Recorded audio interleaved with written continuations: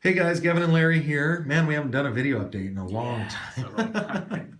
But we're really excited because the EP3 of Geek Wave, the PCB, is being manufactured right now, and lots I would of like stuff. to show you Yeah, more yeah. exciting All right, so things. let's hop in, Larry. What's the first thing you want to show them? Yeah. Sorry about I got a little pink left eye. Maybe I watched the computer screen for too long.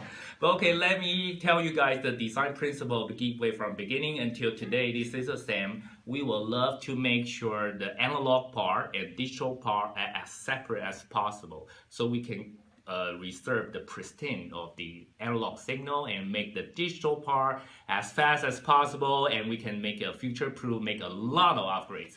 Oh yeah, there's a lot of spaces for upgrades later on, right? Yes. So if somebody buys, or well, people who are watching this have already bought Geek Wave, right? But even when 2017, 18, 19, 20, we've got what, 4 different places in the design that is kind of future proof. There's a lot of thought into it, and we will show you one by one. Cool. So let's see it. Okay, so here is the full board. This is the EP3 we are making now. First of all, I want to tell you is count it. We've got so many layers. Actually, it's a 8-layer board now. It's crazy more. So I'll show you. Okay, this is the 1, 2, 3, 4, 5, 6, 7, 8. Nice. Nice. So a lot of people say your board seems very simple. No, it's not simple. It takes a lot of time to do. And one of the temptations that we had was buy an existing like Android device and dress it up and make it look like our own. Yeah, that would be much faster. I'm so regret I didn't go that approach because I don't have the. It's not us. It's not us We though. come from the bottom up, and again, you can see here. Let me show you the whole thing. This board actually will break out. This is the analog board. This analog board will break out. You see that will perfectly install on top of here. Right. So this board, theoretically, if we want, I don't have the plan now. If we want, we can upgrade the analog board alone to more powerful, less powerful, sounding better, changing here, changing there. Even analog board is separated, so we can dig out like adapter and put a new one in. Yeah. It's Yeah, that cool. one. And the benefit, you can see a lot of signal we have going through the connectors. So digital part has its motherboard. Analog board has its own little Like a daughter space. card, yeah. Daughter card has a space, so that part has a separate analog ground, has a separate analog power, has a separate left and right, positive and negative power. So I know it's complex, but if you want to do the best. Right. So that's the thing. So let's going back to the digital. I would like to show you one by one what is that. So here the first. These two are the SD cards. Right. Yeah, so you can put SD card. It's not a mini SD. It's the full size SD. Again, our mechanical engineers complain, oh, it's big, it's hard to put in, but I say it's the original spec. We insist. So put it there. So theoretically, you can have a half terabyte each. Put it in, and these two will connect to the CPU, or we call it the SOM, system on module, afterwards. And here you can see a special arrangement for the clocks. They looks like many clocks, like the little clock, big clock, they stack together. That's another special design. We will put the femto clock, put the normal clock to the different clock in the same space. So we can use one board for different configuration. We don't need to make too many boards. Benefit, we can make it faster, so we can deliver faster. Right. That's the thing. And the power supply channel, whatever, is on the back. So we put the clock on the top, power on the back. Since we got 8-layer boards now, the benefit is, think about the power supply path is so short.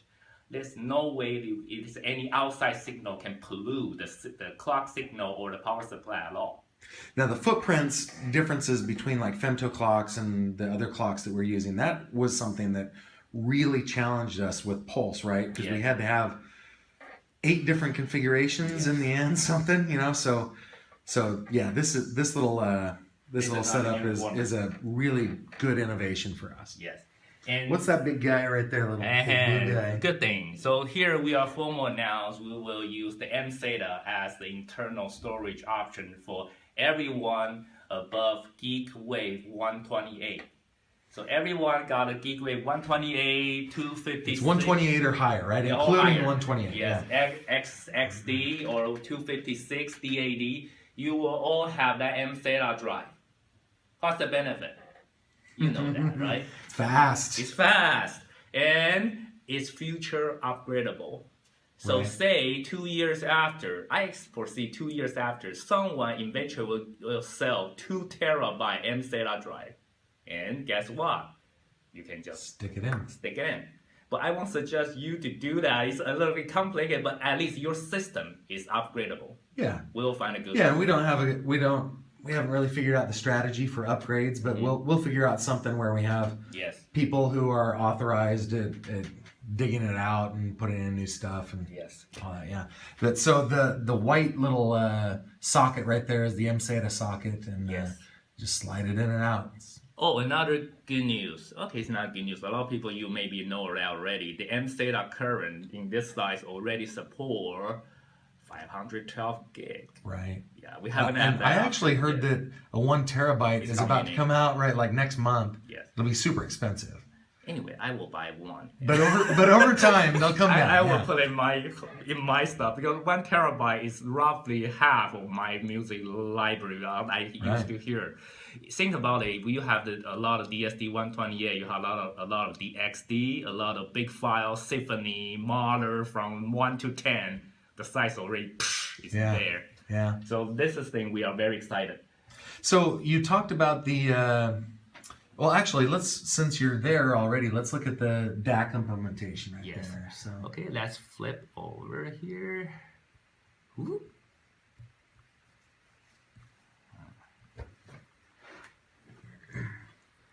Oh, this is the back, but actually it's more prettier. See two here? ESS 1918 AQ2M here, and we got a lot of very nice power regulators, cabs. It's very crowded over here. Actually, if I want to show you in this single layer, it should be like this. And you can see the ground is very solid. So we have very nice isolation here. You can even see this one isolation, this another isolation. We care really a lot of details here. And you can see our old friends here. Xmos. there's our Xmos. Yeah. Yeah. Oh, tell them about the USB-C connector right Yes, there. okay. Check that out. Yeah, this is the new guy. The new friends, USB-C. Is another, I have discussed this with Gavin, oh wow, for a long time from last year. Should we keep the original one, the USB 2.0 micro B, or we migrate to USB-C? In the end, for the timing, for a lot of pro and con, we decided together with the team, we go into the USB-C. Many benefits. First of all, it potentially will have a much more power fast charging feature. It can go to 1.5 amp. And now our design specific is already triple the time than the original our design. So this will have a fast charging. Since a lot of you know USB-C, and the standard is kind of like progressing now, but at Yeah. least whatever we have now is already fast enough. The other thing is it's much easier for you to plug the cable. It's reversible, just plug it in. Done. You know, the other advantage that comes to my mind is prior to USB-C, in order for us to get the standard that we're used to, we had to have one USB port for charging and one Yes. USB port for signal. But with USB-C, we're able to get the performance that we want out of it. Yes.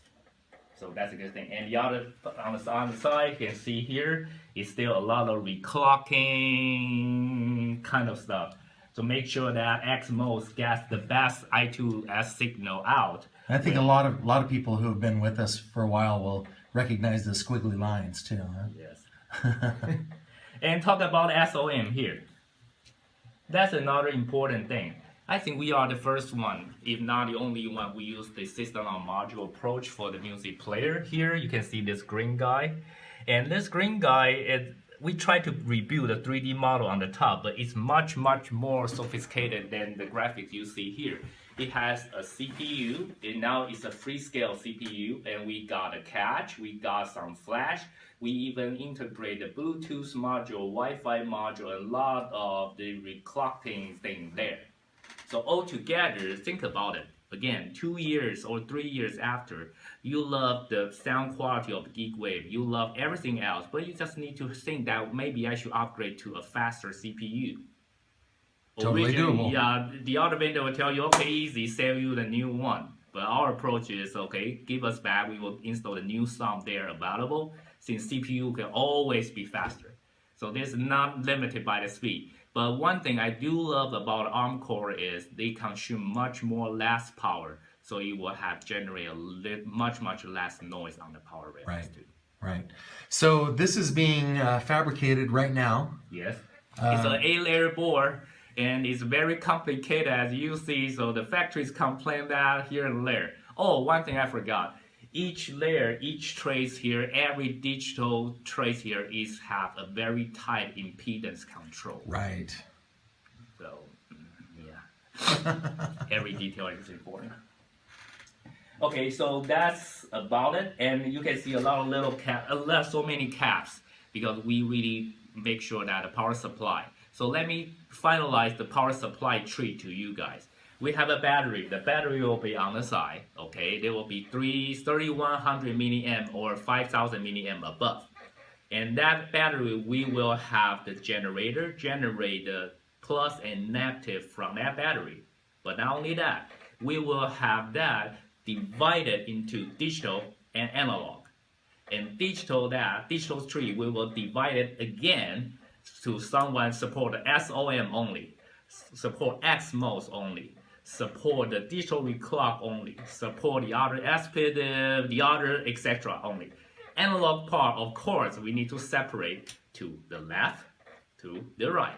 So actually, every power tree structure, we already have a well-planned layer. We even need to use an Excel chart to managing the tree, because the tree structure needs to be perfect. And every tree on the node of the tree, we have a very nice voltage regulators, plus some current source. Make sure that the noise won't propagate from the node back to the root. You know what I mean, right? So every node is completely isolated. They work by their own best. So anything that happens that could happen to add noise in, say, the analog chain, it's not going to, I guess, splash back on the digital or on the song. And you can see even the board is separated. It's physically separated. Yeah, yeah. Okay. So All right. I think that's a lot of details for the PC board. Is on the fabrication. I think in May we will got that. Should be early May we'll got the board. It will put assemble, and our chassis is making as well. So next update on video, we should show you the board plus the chassis. So it should be board, SOM, chassis, screen, Yes, together. power up. And they might be, I'm very, tell you the truth is, there might be some little bug we need to do here and there, try to make it work, but I expect that this board will be very close to the public beta board we will gonna ship to the first pilot run users. Yeah, cool. And then at the same time that we've been doing all the hardware stuff, then we've got a software team working on, you know, the actual UI, whatsoever. and the OS and everything. Yeah, and I will post another update for the Geek Source UI maybe next week. Yeah, It's cool. almost finalized. Cool. All right. Thanks, guys. See you later.